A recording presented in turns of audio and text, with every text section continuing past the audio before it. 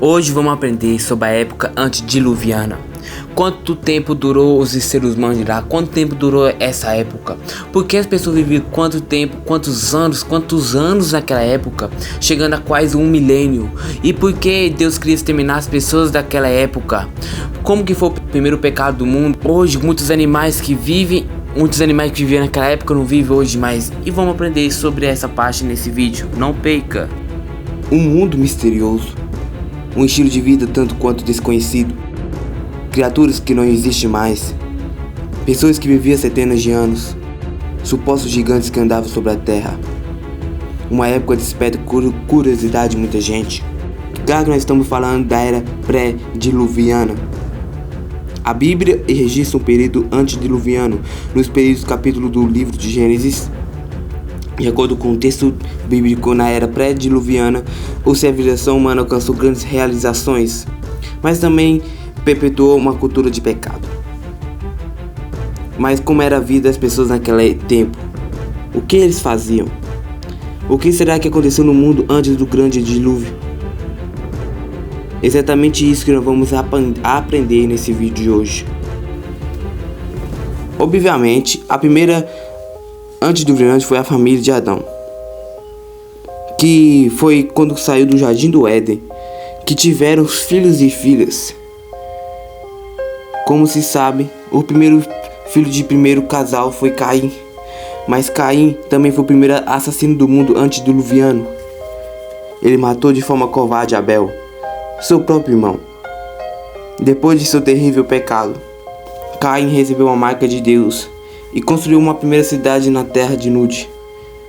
Caim deu a essa cidade o nome de seu filho Enoque, na cidade antediluviana, e primeira cidade mencionada na Bíblia, Gênesis capítulo 4.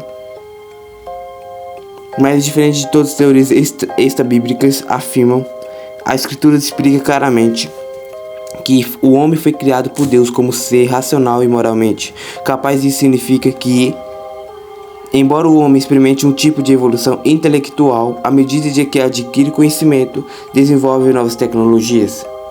Biblicamente, não houve um processo evolutivo como espécie, conforme defendido por algumas teorias científicas. Isso afirma fica muito claro que quando olhando para os relatos bíblicos sobre o período antediluviano, como foi dito Caim, o primeiro humano a nascer na terra, desenvolvimento o suficiente para edificar uma cidade, e seus descendentes, e por sua vez foram responsáveis por grandes invenções, por exemplo, como Jubal, Tubal, Cã. A sociedade antediluviana aprendeu a habitar em tendas, criar rebanhos de gado, desenvolver artes com o uso de instrumentos musicais e forjar ferramentas através do trabalho com cobre e ferro. Depois do tempo de Noé, a Bíblia mostra como o homem já tinha capacidade, recursos necessários para construir uma grande arca, conforme as instruções divinas. Então, embora a Bíblia não forneça muitos detalhes sobre como foi esse período, fica claro que o mundo pré-diluviano houve um forte desenvolvimento tecnológico e cultural. Uma pergunta muito frequente sobre o período pré-diluviano diz respeito à duração desse período, ou seja, quanto tempo durou o mundo pré-diluviano? A verdade é, a Bíblia não explica quanto tempo durou esse período, mas muitos estudiosos acreditam que o tempo decorrido entre essa criação divina pode ter sido bem maior que o restante de toda a história bíblica. Já foram feitas muitas tentativas de datar esse período, mas todos sem sucesso. Na verdade, o único registro, conforme algum dado cronológico sobre esse período, é aquele na lista de genealogia de Gênesis, capítulo 5. No entanto, é impossível estabelecer datas exatas a partir desse registro, simplesmente porque não é o seu propósito. As genealogias bíblicas estão interessadas no estabelecimento de linhagens e definição de dados cronológicos.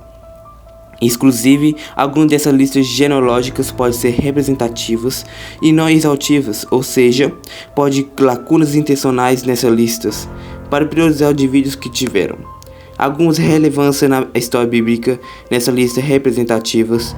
Quanto é dito que o dilúvio gerou, o que significa que o primeiro indivíduo ancestral do segundo e não necessariamente seu pai. Isso ocorre em outras genealogias bíblicas. Muitos eruditos acreditam que não é completamente impossível que isso tenha ocorrido nessa lista genealógica antediluviana em Gênesis 5, mas com base nessa lista, pelo menos os estudiosos conseguem observar que há grande desenvolvimento experimentado pelo homem antediluviano. Provavelmente tinha a ver a longevidade das pessoas naquele tempo. Havia apenas um idioma. Deus permite que os homens vivessem centenas de anos. Isso certamente teve um papel fundamental para o crescimento tecnológico daquele período, também para a transmissão de informação.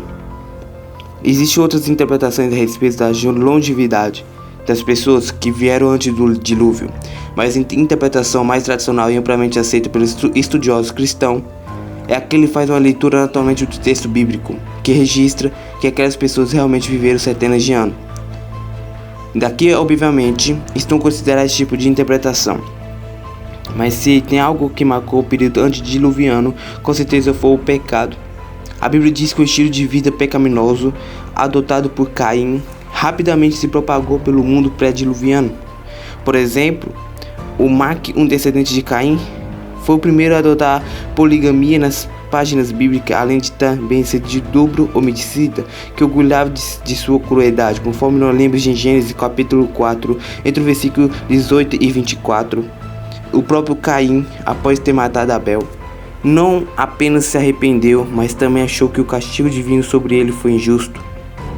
Em Gênesis capítulo 6, a Bíblia diz que no período antediluviano, filhos de Deus se misturaram com as filhas dos homens. E verdade que antes intrépidos defende isso significou uma mistura entre seres espirituais e humanos. Em outras palavras, supostamente, anjos caídos tiveram relações com mulheres na terra. Na maioria dos estudiosos concorda que a interpretação que mais se adequada ao estudo bíblico apenas diz que essa mistura se tratou, na verdade, desde a geração humana provida pelo relacionamento das pessoas piedosas com pessoas ímpias, de modo que rapidamente a impiedade prevaleceu, caracterizou toda aquela civilização. Isso quer dizer que naquele tempo, a linhagem piedosa de Sete foi o ramo da humanidade que perseverou o conhecimento de Deus. Mas com o tempo dessa linhagem se misturou com a linhagem ímpia de Caim, e a depravação espiritual alcançou um limite intolerável. E dessa mistura, inclusive surgiram Néfris, que era homem valente de grande forma de antiguidade, mas no período antediluviano também viveram pessoas realmente eram comprometidas com o Senhor. Abel, por exemplo, foi o primeiro a martir que continuou sendo lembrado como um exemplo de fé.